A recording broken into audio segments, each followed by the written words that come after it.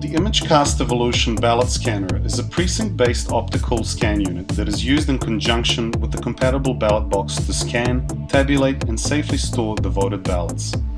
In addition, the ICE is a next-generation all-in-one device designed to accommodate the disabled voter by enabling them to mark and cast paper ballots. The physical enclosure of the ImageCast Evolution is made of injected molded plastic. The base plate is produced from aluminium sheet stock, so it is both robust, lightweight, and of high stiffness. The new ballot box design ensures voter accessibility and ballot security by accepting and securely housing voted ballots in accordance with all EAC voluntary voting system guidelines for ballot boxes. As the only all-in-one alternative to the combined precinct tabulator and ballot box with the AutoMark unit for accessible voting, the ICE and ballot box unit is designed for ease of storage, transportation, and use by poll workers and all voters alike. The molded plastic ballot box offers a modern, rugged, and lightweight solution to the county's ballot box requirements, providing a stable and secure base for the ICE tabulator. Large rear wheels, locking front casters, and a heavy-duty transport handle allow this ballot box to be easily transported and deployed. It also includes a sealable clamshell-like cover to secure the tabulator against tampering during transportation and storage. After the voter is qualified to vote, they are issued a ballot. The voter then proceeds to the voting booth to mark their ballot. They carry it to the ICE unit and insert it into the ballot entry, which automatically accepts, scans, and deposits it into the ballot box. Finally, the voter receives their I voted sticker and leaves the polling place. The ballot box is divided into three sections. The main compartment, which can accommodate up to 4,000 ballots, the outstack bin for write-in ballots, and the seldom used emergency bin for use in case of a tabulator failure on election day. The power input receptacle for the AC power cord adapter is on the right rear side of the unit. When plugged into an AC outlet, power is automatically supplied to the internal rechargeable lithium-ion backup battery that runs the ICE unit much the same as a laptop. In case of a power outage, the battery will operate the unit for up to 4 hours.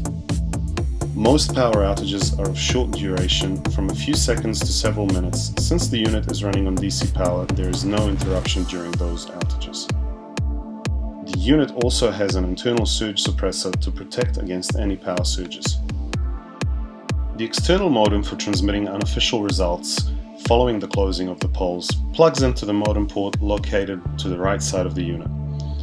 Depending on your needs, you have a choice of transmitting results from the precinct or collection center over landline or wirelessly, and since it is external, you can seamlessly change from one choice to the other as your requirements dictate.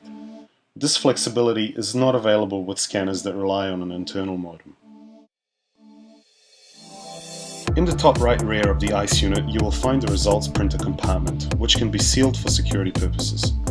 The results printer uses thermal paper and therefore is very quiet and requires no ribbon. To load the thermal paper roll, you simply drop the printer roll into its holder and it automatically feeds into the printer mechanism. The printer serves two basic purposes. It can print a zero totals tape at the opening of the polls to provide a printed record to show that no votes reside on the unit, and it can print a results totals tape at the close of the polls to provide a printed record of the election results. Dominion has worked with disability groups to develop the audio-tactile interface. This interface consists of an ADA-compliant tactile device, or keypad, which has a headset and sip and puff ports, as well as dimples to accommodate head pointers. The ATI port is located behind the door on the right rear side of the ICE unit. For proper operation, the ATI cable should be plugged into the ATI port before powering up the ICE unit. Since only about 12% of the blind community can read Braille, and to address the communication needs of the larger disability community, the advent of more accessible audio response technologies has allowed disability organizations to standardize procedures to help the disability community communicate. The disabled voter casts their ballot using the audio-tactile interface, which is tethered to the accessibility port on the right side of the unit. it is essential to emphasize that the navigation during the accessible voting session is the same as for a paper-based ballot used by the non-disabled voter. The disabled voter's ballot choices are stored electronically on the memory card in the same manner as the regular voter's ballot choices, and the disabled voter's ballot is deposited in the ballot box along with all the other ballots. The ICE unit has sockets for two removable, non-volatile compact flash cards. The second card is for backup purposes. Both are easily accessible behind doors that can be secured on the side of the unit. The system simultaneously writes to both card locations, keeping the content of both memory cards in sync. The backup memory card holds a copy of the election results and audit logs from the primary card for backup purposes. For security reasons, the content of each memory card is encrypted and signed. ICE ballots are printed either one or two-sided on 8.5-inch wide, 80 to 110 pound stock that can vary in length from 11 to 30 inches. It has been tested and certified for use up to a 22-inch maximum ballot length. The ICE reads single or double-sided ballots in any of 4 possible orientations and accepts colored stock, striping, and colored headers to distinguish ballots. The ballot paper can be infused with an infrared overlay for ballot security purposes.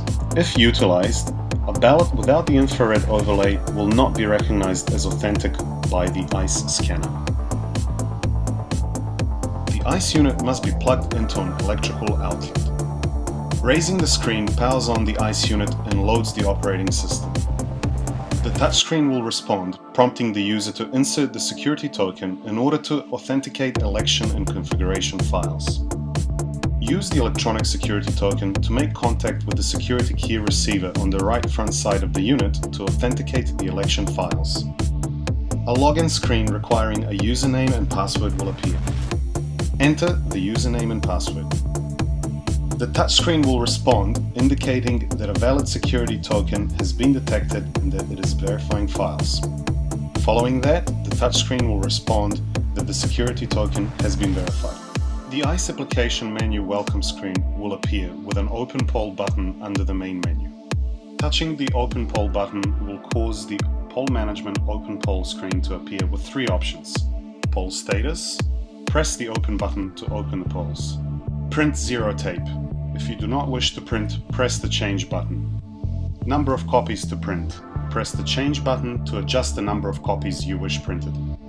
Pressing the open button will cause the open poll confirmation screen to appear. Press the OK button. If the zero tape setting is set to print, the tape will begin printing and the printing in progress screen will appear, indicating how many copies will print. If the zero tape setting is set to print, the tape will begin printing and the printing in progress screen will appear, indicating how many copies will print. Once the printing is complete, a printing complete screen will appear asking if you want another copy. Press No. The poll worker menu screen will appear, indicating that polls are open in the activity bar on the bottom of the screen. The unit is now ready for operation. When the system is ready, a prompt to insert your ballot will appear on the screen. The option to select language is in the column on the left. To begin an accessible voting session, use the security token to access the main menu and press the Accessible Voting button. Touching the Accessible Voting button will cause the poll management screen to appear with 2 options. AV session, press the Start button to activate the session. Ballot review, press the Change button to disable the ballot review. The Start AV session confirmation screen will appear. Press OK. The touchscreen will respond. System ready to initiate AV session, please insert a blank ballot. Help the disabled voter with the audio tactile input device in headset. When the system is ready to initiate the AV session, the user will be prompted to insert a blank ballot.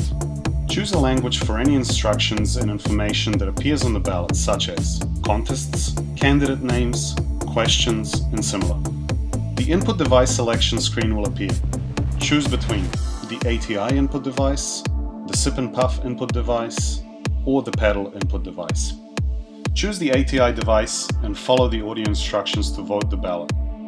After the ballot is voted, the screen will respond with "Printing in progress, please wait." After the ballot is printed, the screen will respond "Scanning ballot." After the ballot is scanned, the screen will respond, "Ballot review." After the ballot is reviewed, the screen will respond, "The ballot was successfully cast." After the ballot has been cast, it is deposited into the ballot box. The screen returns to the system-ready state, again prompting the user to insert the ballot for regular voting. The disabled voter removes the headset and ATI, receives an "I voted" sticker, and exits the polling place. A digital image of each scanned ballot with its unique ballot identifiers is stored on the ICE memory card for post-election audit purposes. Each digital ballot image is an exact duplicate of its corresponding paper ballot, which includes offices, candidates, text, and voters' marks. At the bottom of every ICE digital ballot image is an audit mark, a ballot audit record, showing how each voter's mark was interpreted by the ICE ballot scanner. The audit mark functionality answers the question most often asked by activists and candidates: how do we know the scanner accurately interpreted voter intent? The audit mark functionality has earned the public's trust during contentious and often highly politicized recounts, thus affording election officials so-called recount peace of mind.